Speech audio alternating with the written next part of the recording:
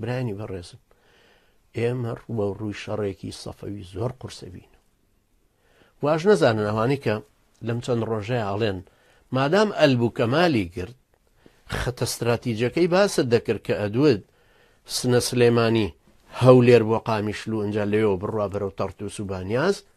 شەرت نییە لە کەرکووکەوە ئەنجارە ڕۆ بۆ ئەلبوو کەمال ئێران هەر بەوەندە ئیکتیفا ناکە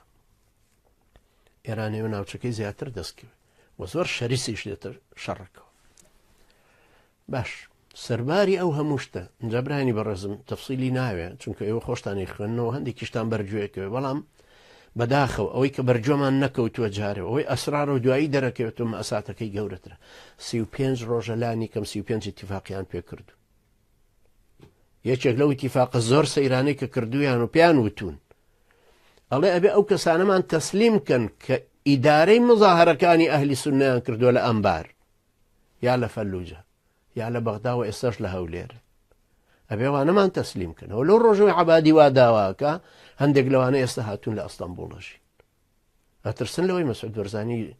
دەور نامێنە دەوری نەماوە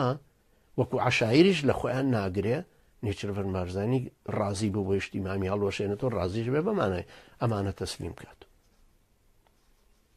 لەبەرەوە ئەوەش قەزەیەکی تری سیاسی و ئەخلاقی و عورفی عەشایری و هەموو شتێکی تریشی تێکەڵ تەنازولاتی زۆر گەورەیان پێکردو